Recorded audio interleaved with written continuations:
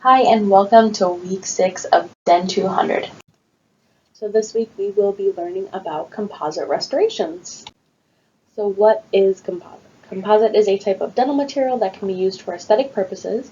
It is an organic matrix of resin containing inorganic filler particles and pigments that allow it to blend in with natural teeth shapes. It can also be known as a filler or build composite, and it was developed in the 1960s by Dr. Raphael Brown. So amalgam versus composite. There are some vast differences, obviously, just besides the color of it. So amalgam, it does last longer, it does cost less. There are some safety concerns with the amount of mercury that it releases. They can also crack and fracture with temperature changes, and they are held into place in the tooth with mechanical retention, so they are not physically bonded into the teeth. Composite, on the other hand, is known to be more aesthetic. It is not affected by temperature changes. It does require more skill to place successfully, but it can discolor over time. It does not whiten either if you choose to do whitening procedures. Now, it is different from amalgam as well, that it is chemically bonded into the teeth. So it is bonded, whereas amalgam is more so held in there with undercuts placed into the preparation. So what is composite composed of? Composite resins consist of a continuous polymeric or resin matrix in which inorganic filler is dispersed. The organic resin matrix is usually composed of bis-GMA, and then the inorganic fill dispensed throughout the resin matrix usually consists of ceramic materials that can include quartz or silica, lithium, aluminum silicate, barium glasses, or nanofill particles from zirconium. Types of dental composites. So as you can see here, there are about 5 different kinds of different types of dental composites that you may come across. They are based on their size, the amount of particles, and even the makeup of the inorganic fillers that it's composed of. So we have conventional large or macrofill, we have a microfill, a hybrid, microhybrids, and nanofills. So let's get into those a little more in depth. So first we have macrofill or conventional large.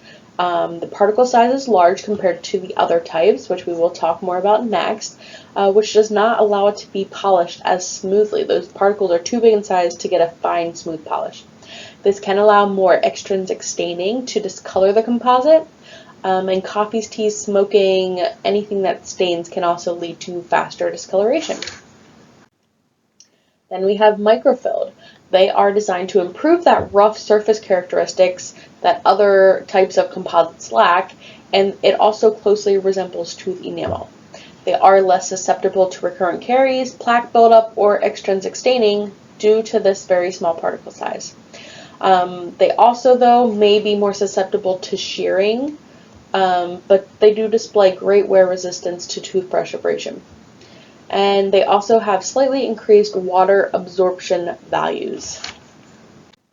And then we have hybrid, which is kind of the best of both worlds here. We have a mixture of small and large particles all in one composite, so it's going to be a strong material and have great wear resistance, but it also is going to polish very nicely as well and give that smooth appearance.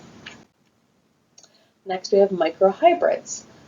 So again, a mix of particle sizes, and they are also very popular because they combine these properties to kind of cherry pick the best characteristics. They make it easier to duplicate natural tooth shades as well because they offer different light opacities to help simulate that color of natural teeth. There are more opaque shades available for those initial layers to reproduce the color of dentin underneath the enamel, and then also less opaque shades to help reproduce that enamel coloring as well. And then we have nanofills. So these are the newest category. They are very similar to microhybrids, and again, they are strong and aesthetic, gives you a nice polish as well. So tooth preparation for composite restoration. Cavity preparations for aesthetic materials should be as conservative as possible. We want to make sure that we're not removing too much tooth structure. If you remember back from amalgams are the cavity prep is designed with an undercut to hold that amalgam into place. So that means unnecessary tooth structure has to be removed in order to create those undercuts. For composite restorations, we don't need to place those undercuts, so we are saving a little bit more tooth structure while prepping.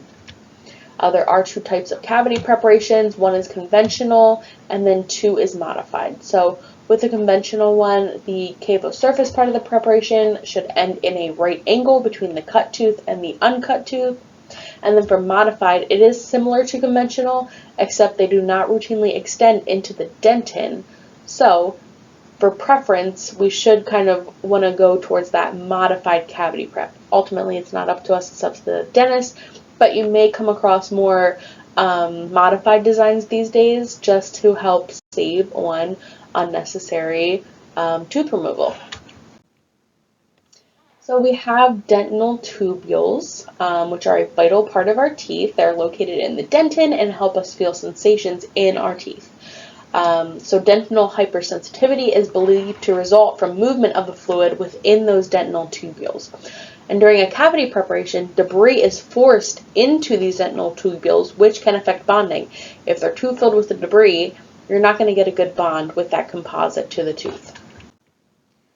So we have this smear layer, which is that layer of debris when we are using a rotary instrument like a handpiece and burr, or even certain hand instruments like files that can create layers of debris. So when we have the smear layer, bonding is ultimately affected.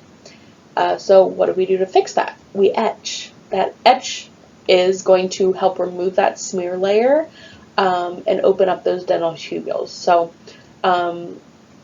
if you are just etching with the plain syringe of 37% phosphoric acid, it is going to remove that entire smear layer. But newer technology, we have universal self-etching systems like the VivaPen adhese system that we are going to be using in lab.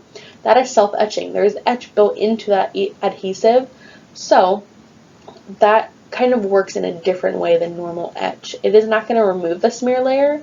It is actually going to incorporate that smear layer into the bonding agent, which helps it bond pretty well to the tooth. So again, regular etch, smear layer is gone. Self-etch, like the VivaPen that we use, it is going to take that smear layer and add, almost like it's going to be the glue that holds that filling to the dentinal tubules. So it's more so incorporating it. Just an FYI. As you can see in this picture here, you see right in the center that dentinal tubule and all of that debris that is shoved down in there. You can also see towards the top, they have that smear layer as well shown. So let's talk a little bit more about etch. Etching demineralizes portions of the hydroxyapatite crystals found in enamel and dentin to create a porous surface that allows the formation of resin tags in the dentin structure. Essentially, an etched surface has pores that allow the resin to permeate and attach to the tooth. It is important to note that enamel and dentin do respond differently to etching. For dentin, etch improves micromechanical retention by removing that smear layer, whereas for the enamel, it's just leaving a roughened surface with kind of peaks and valleys that allow it to adhere better. Enamel is highly inorganic, while dentin is more of a hydrated tissue, so again, they just naturally respond differently. So always read the manufacturer's instructions when using etch, because different companies may have different recommended time frames or methods that you use to etch the teeth. And typically a 32% to 40% phosphoric acid is what's typically used. I know in my previous offices we always used 37% phosphoric acid. Continuing with etch, make sure that you're not rubbing or scrubbing the etch into the surfaces of the tooth, because that can destroy those fragile edges of the pores that are being formed on the surface. So you can take a micro brush and kind of move the etch around to get on all areas, but you should never forcefully scrub or rub it in.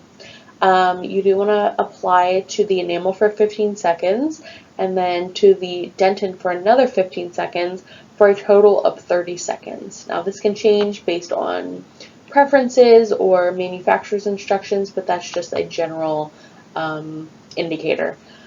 Also, after that etch is on there for the allotted amount of time, you do want to make sure you're rinsing thoroughly, at least a good 10 to 20 seconds, and use the high power. You can use some air mixed in with the water as well, just to make sure it's all being removed, because if there is any residue of that phosphoric acid, it's going to affect the filling, and then also that helps to remove that smear layer completely to allow for better bonding.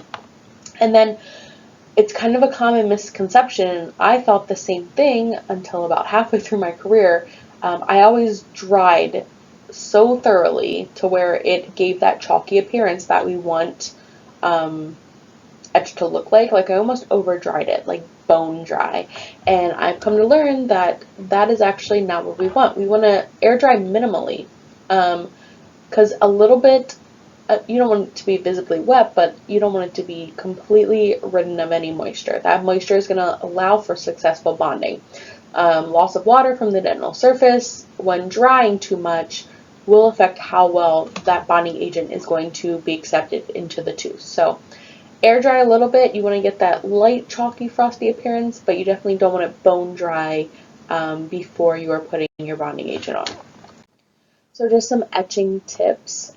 Primary teeth typically do need to be etched a little bit longer because the enamel rods don't extend to the surface all of the way, and if we only keep it on there for up to 30 seconds, it could leave a very random pattern with how the etch goes into those dental tubules.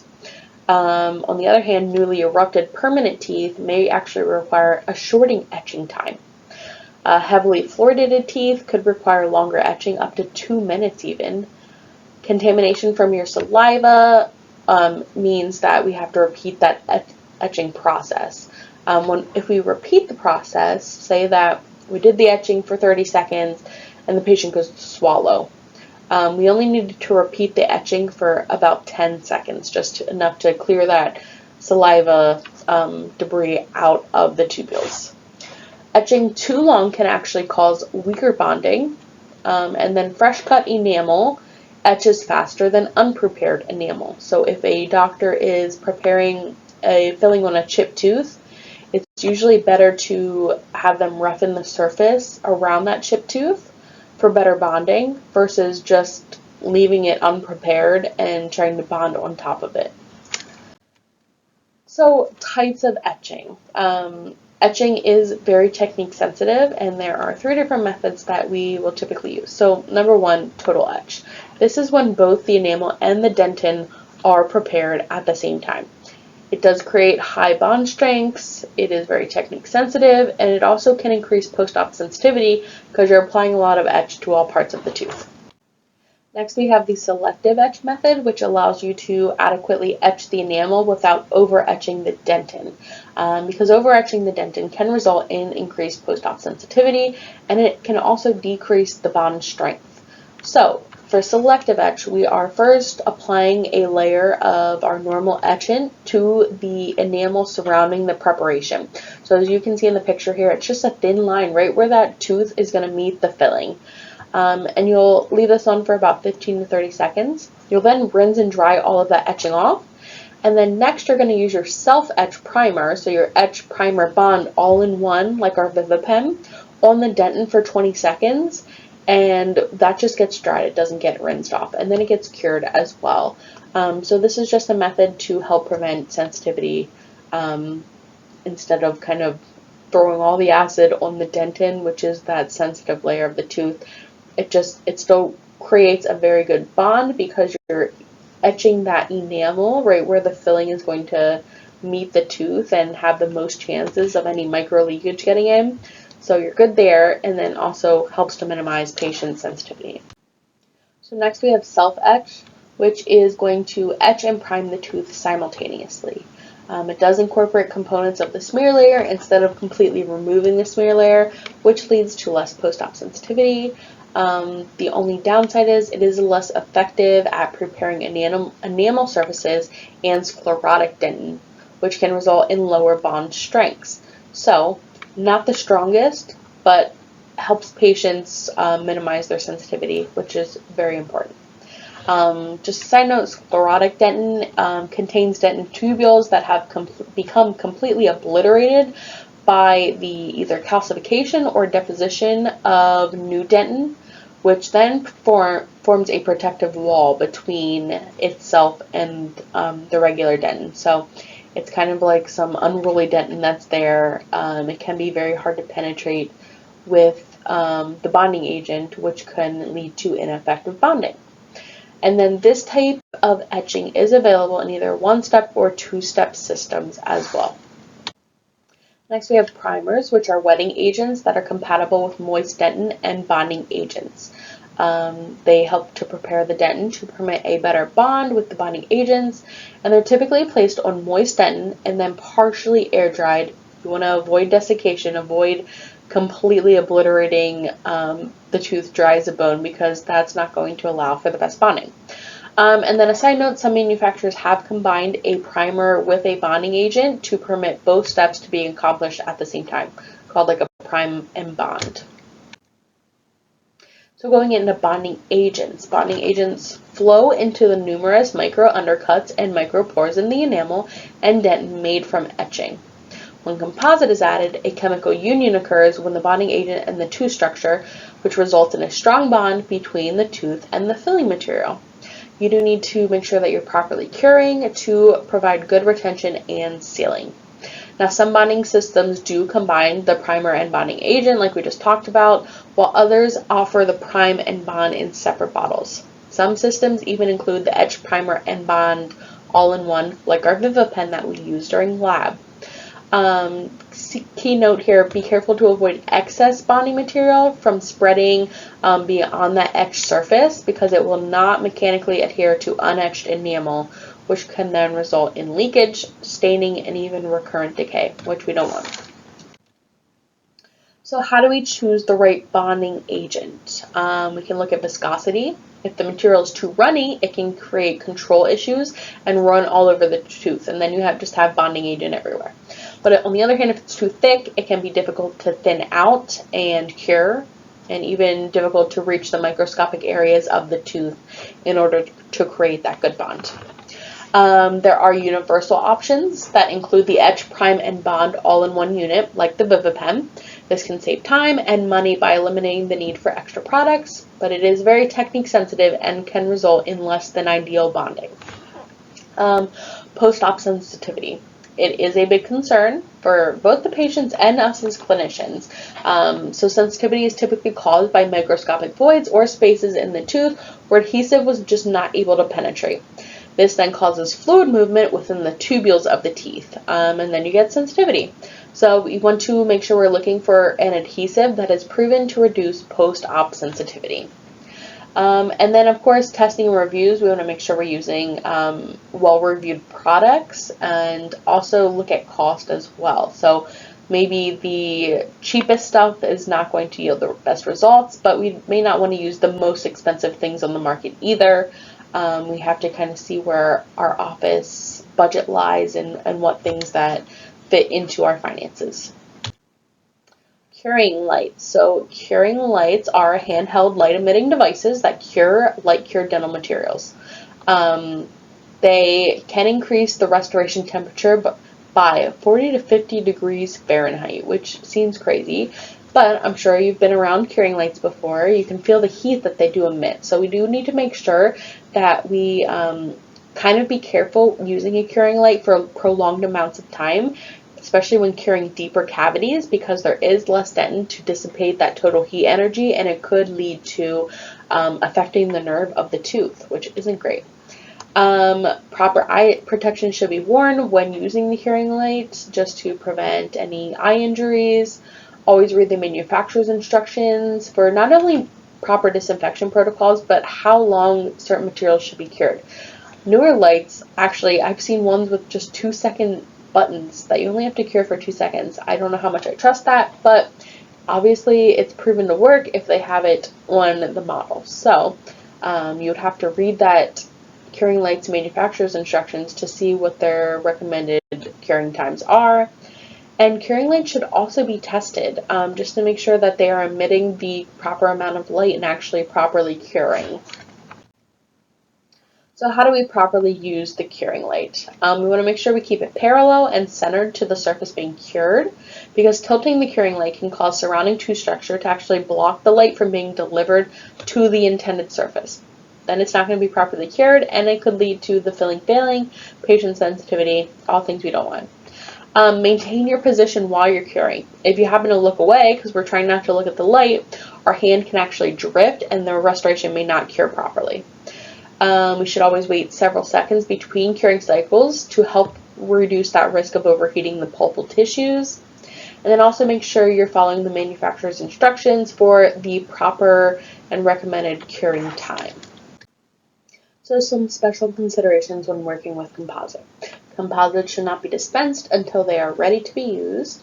Ambient daylight and operatory lighting can begin to harden materials prematurely, so you don't want to just have the overhead light sitting or shining directly onto the filling that you're working on, because it can slowly start to cure it. Some new operatory lights do have a button that you can push to remove that blue light, and it almost shines a more yellowish light to help prevent premature setting. And then composite resins that are exposed to air while setting naturally develop an unset air inhibited layer. This unset layer helps to join that next layer of composite. So if you're placing more layers of composite, you cannot polish or finish in between and take that air inhibited layer off. It's needed to join that next layer. So if you accidentally place the filling, you end up polishing, and it's too shallow. There's not enough like anatomy, it's not an occlusion, something like that, and you need to add more composite. You can't just add another layer on top after you've polished. You now need to go back and start the etch, prime, bond, composite process, instead of if you are placing a filling and are placing increments initially. As long as you don't finish and polish, you can just keep placing new layers without adding more bonding material. So there are two basic types of composite that we will see in the dental offices: flowable and packable. Flowable is obviously more viscous, it can flow into those empty spaces, while packable is closer to a Play-Doh consistency and needs to be pushed, condensed into empty spaces. There are some advantages and disadvantages for each type. So flowable composite, it is, again, very fluid, so it does allow it to kind of seep into different areas that a packable composite can't get to unless you really are packing it in there. So it's ideal for PRRs, preventative resin restorations, which are similar to sealants but just a little bit deeper, to help prevent any decay from forming into the grooves of back molars. Pit and fissure sealants, class 5 abractions, the first increment in the proximal box for a class 2 composite, for bonding ortho brackets on, and even sometimes minimally invasive class 3 composites as well. Let's talk a little bit more about the advantages and disadvantages of flowable. So, talked about this already. Flowable is very viscous. It can flow into any irregular spots that compactable composite may not be able to reach. It has the ability to form layers of minimal thickness, which helps to avoid voids, air bubbles in the filling. It is highly flexible, so when put into areas of high stress, where we're kind of really clenching, grinding, especially at the cervical areas, it flexes when we are chewing, biting, occluding on it, so it's not as likely to fracture or break. And there's also lots of different shades and colors available. Some disadvantages, though, it shrinks a lot when it's cured due to that lower filler load of the particle sizes. So when we cure it, it does shrink a little bit. And it also has weaker mechanical properties.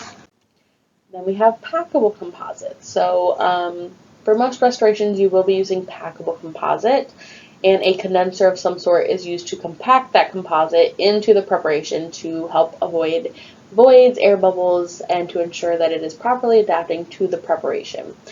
Again, It also comes in a variety of shades, and some even for enamel shades and dentin shades. There's lots of options. Different brands will have a different consistency. Some feel heavier, others feel more pliable, so it just kind of depends the brand that your office works with.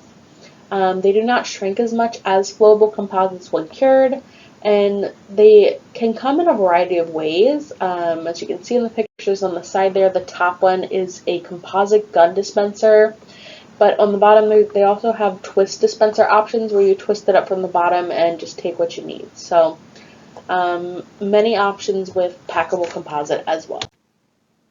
So how do we choose the right composite? Talk with your doctor. A lot of the times dentists will have a specific way that they place fillings based on what they either have learned in school or just picked up over time while they are practicing as dentists. So the dentist that you work for will typically want you to place fillings the same way they do, just for consistency and as a quality measure.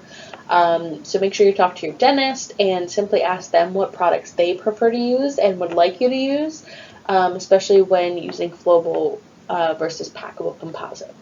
They are usually more than willing to let you know and give you any tips or tricks that they typically use themselves that you can start to incorporate into your filling workflow. You can also ask other EFDAs in your office as well. They typically already know what the dentist likes to use. They know the products in your office, and they can give you insight on what works for them and what doesn't. And then also location. Flowable composites have lower filler volumes, and therefore they're just not as strong as packable composites. So just keep this in mind, especially when you're placing larger restorations that would benefit from the extra strength that the packable composite provides. Try to only use flowable in the box area of larger composites. You definitely don't want to fill up the whole preparation of a large restoration with flowable.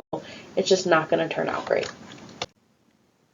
So shade selection, it is super important when we are working, especially in aesthetic areas like the front teeth. The Vita Classical Shade Guide is the most standard guide that is used in dentistry. There are 16 tabs arranged into 4 groups based on hue, and then organized within those 4 groups based on chroma. So hue is the type of color, so is it more yellowish or more reddish, and then chroma is the depth or saturation of the hue, which is the quality of the color's purity. So gray equals more neutral, where a bright yellow color is going to have a more high chroma.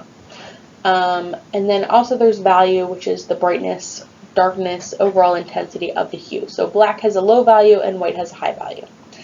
Offices may not have every color composite that is available on the shade guide because usually a lot of the darker colors just aren't very popular. So a lot of the times offices will have all of the A shades and then a few other popular ones such as B1, which is like a very white shade.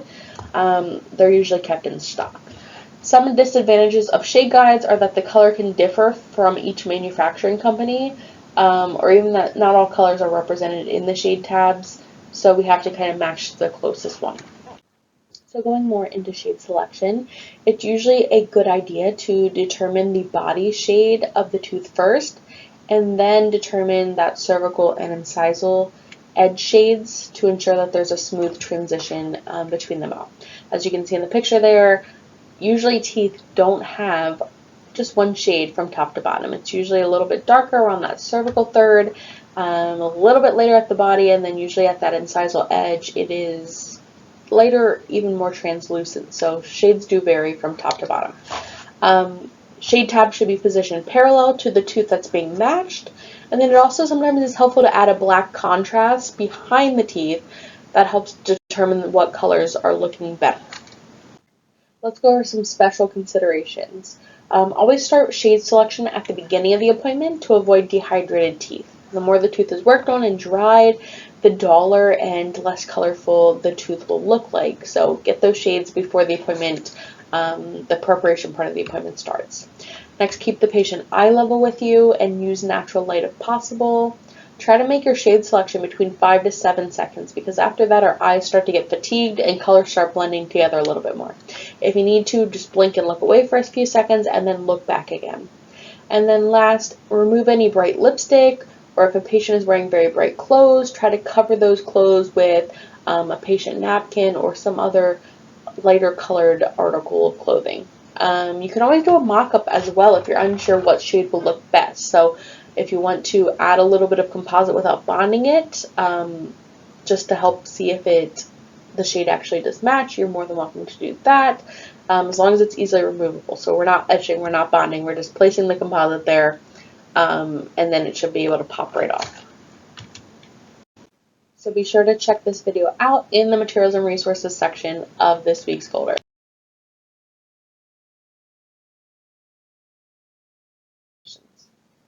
So steps for placing a composite restoration. First, we want to make sure that we have proper moisture control. We're properly isolating before that restoration is starting. Next, we want to etch for 15 to 30 seconds, depending on what etchant method you are using. Next, we will prime and bond according to manufacturer's instructions. Steps 2 and 3 can also be combined if a universal etch, prime, and bond adhesive is being used. Next, we will add 2 millimeters of packable composite to the bottom of the cavity prep and pack towards the walls of the preparation. We will then cure. Then we'll continue adding composite in 2 millimeter increments to fill in the occlusal anatomy. And then step 6, check contours to ensure that the restoration is not under contoured. If it is, you can add more material at this time as long as you haven't started to polish it all yet. So be sure to watch this video in the materials and resources section. Same with this video. Please watch it in your folder. Same with this one. Keep watching them.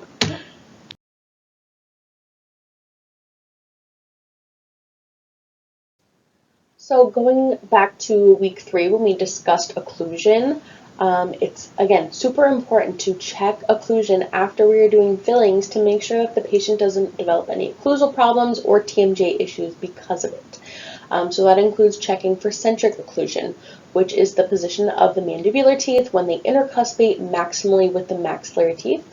It includes checking lateral excursions when the mandible moves side to side with the teeth together, and also protrusive or eccentric occlusion when the mandibular jaw moves forward with the teeth together as well.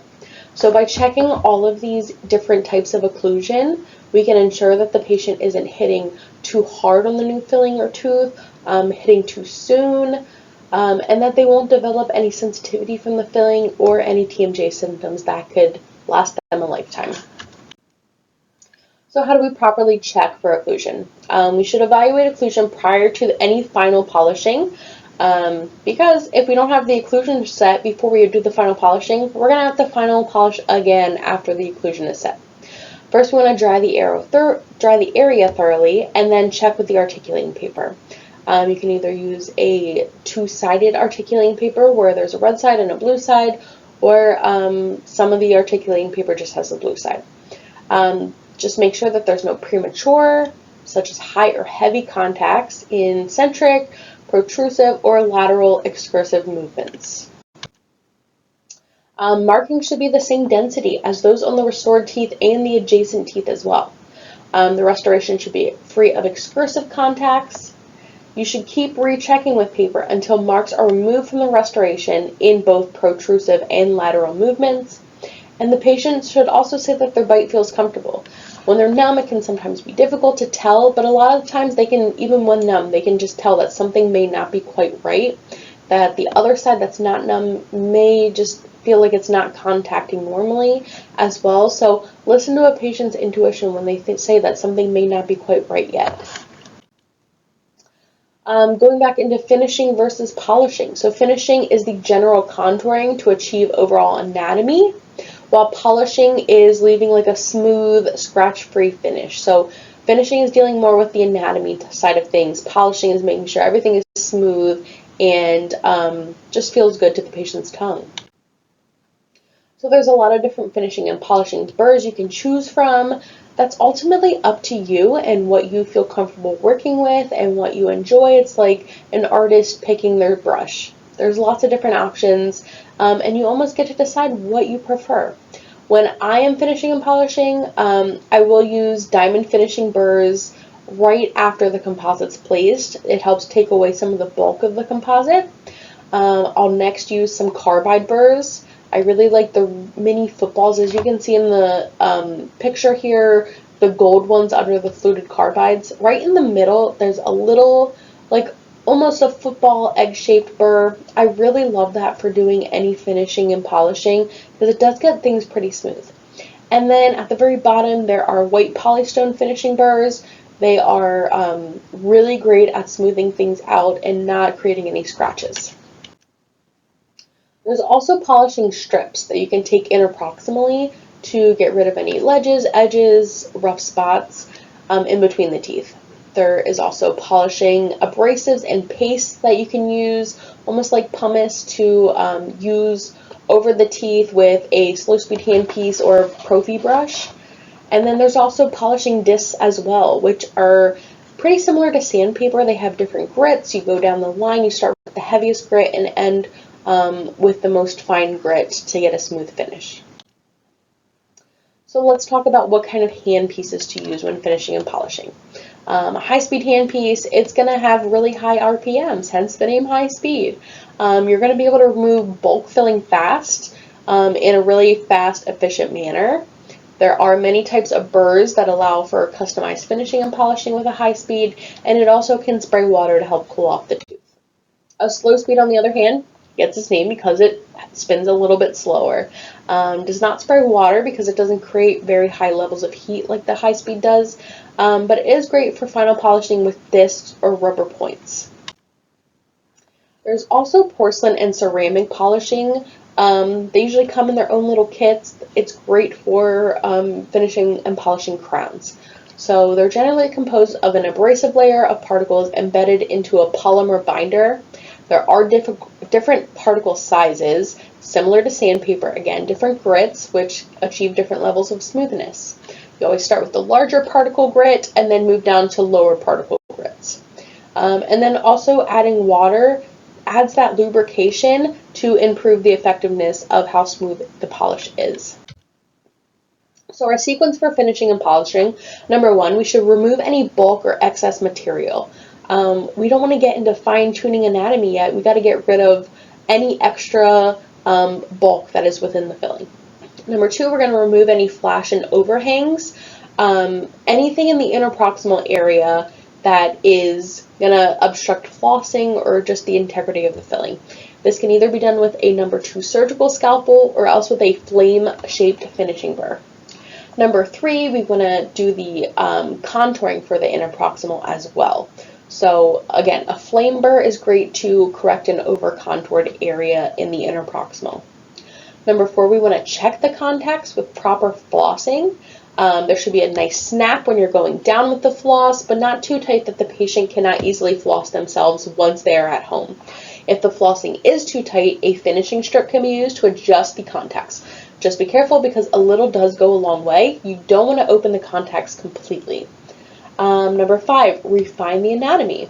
I like to refine anatomy on the occlusion with a carbide burr. I also like to sometimes use a carbide flame as well, just to really get the marginal ridges nice and smooth. Next, I will start to check occlusion with the bite articulating paper and make any adjustments I need to before I go ahead and do the final polishing. And then at that final polishing stage, you can complete that with a series of polishing discs, rubber points, white stones, just to ensure a really smooth finish for the patient. You want to make sure that when their tongue slides against it, it's not going to be rough or cut their tongue. Just like sandpaper, start with the larger particle grip sizes and then work your way down to the finer grits. And lastly, there are a few helpful videos that are located under the Materials and Resources folder in your Blackboard for this week. So be sure to watch those videos. They'll give you a better idea of how to finish and polish before you actually get to do it in lab on Saturday. Thanks!